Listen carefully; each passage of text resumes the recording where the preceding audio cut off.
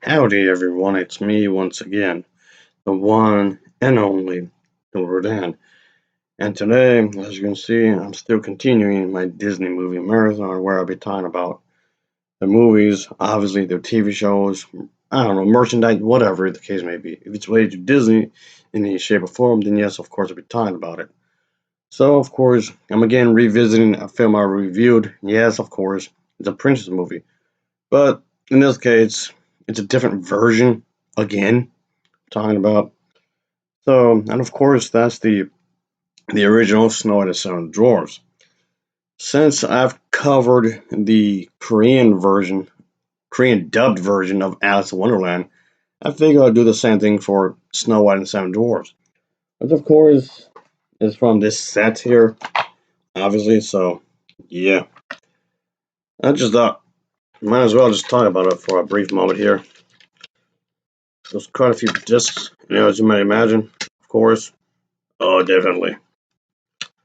Definitely a good amount to watch, that's for sure.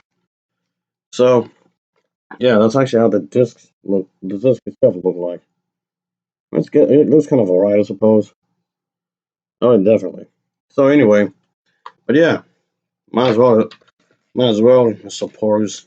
So of course I'm going to do this kind of retro spec kind of a thing because this is basically what helped Walt Disney Company to be pretty much a business.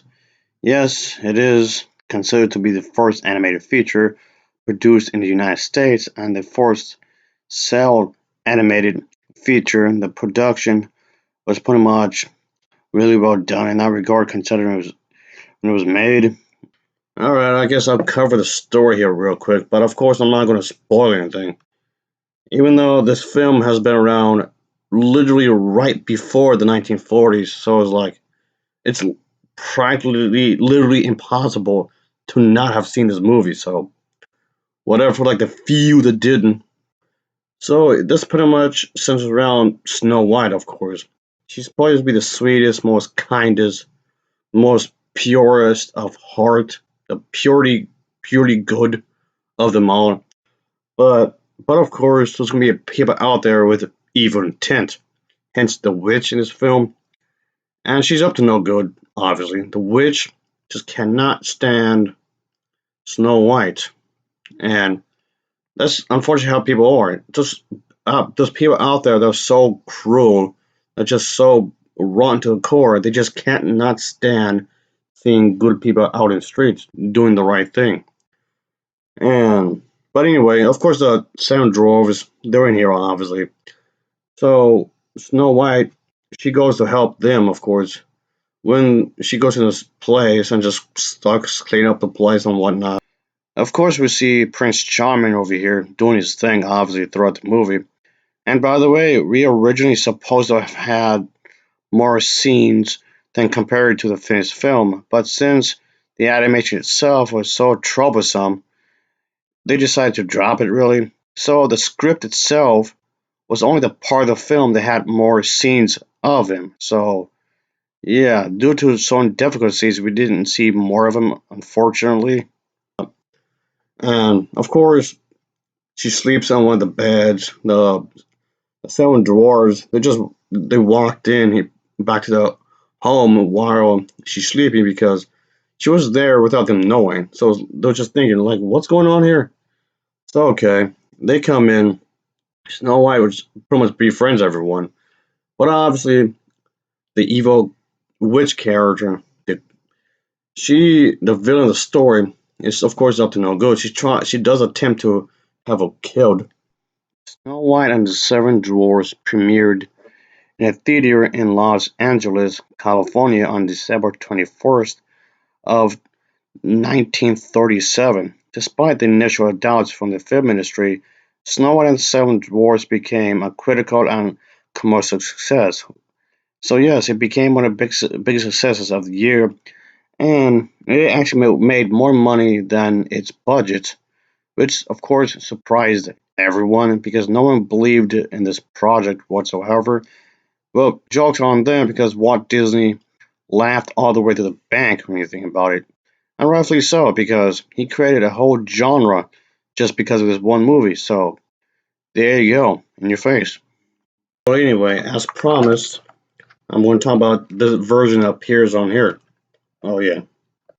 Of course, just like when I covered the Korean version of this film, yeah, this one kind of has the same kind of problem in some ways.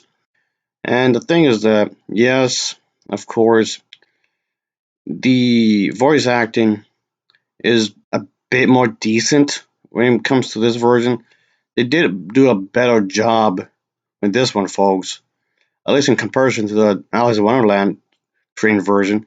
So, but the weird part is that, yes, of course, it's in Korean, but whenever the characters start singing, the language automatically switches back to whenever a character sings, it just automatically switches back to English. And once the song is over, it just switches back to Korean, which I thought was kind of weird. Like, why is it set up like this? I have no idea, but there it is, I guess. Also, but here's the thing though, you could go to YouTube and type in the Korean dubbed version of Snow White and Seven Dwarfs, and there's plenty of samples you can find that has the voice acting with the Korean. Sure, those exist. However, none of those display this specific version.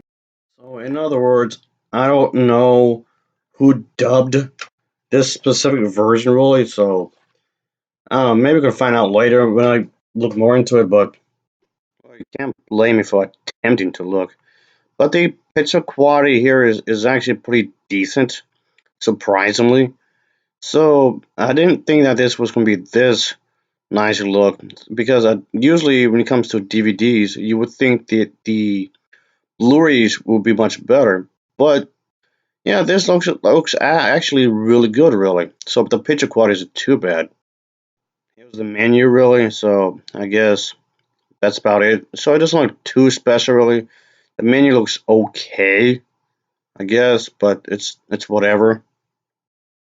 But here's the thing, though. I did look into the other menus that was on here just to see. Obviously, you do need to know the language, of course, to actually read it. If you're illiterate for this, then yeah, you could be in big trouble, of course.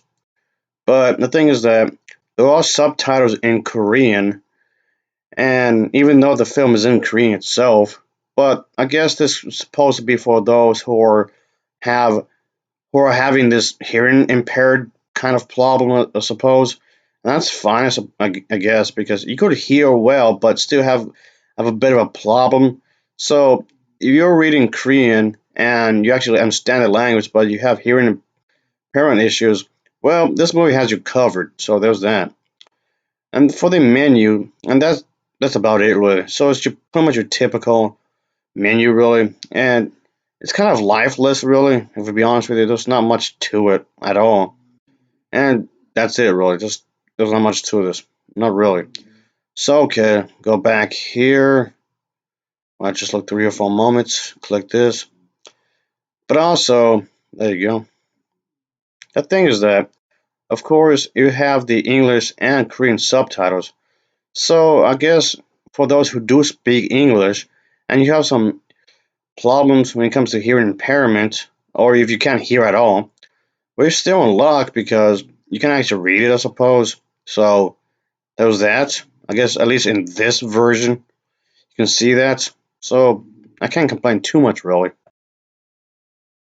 I mean, okay, there's some desire for more, I guess. But anyway, I give this version a Novaval rating of a 7.0 10. It gets a 7.0 10 from me. Well, you could always get it for your collection, I guess. Anyway, as always, thanks for watching and take care. Until next time, see ya. Oh, yeah, later.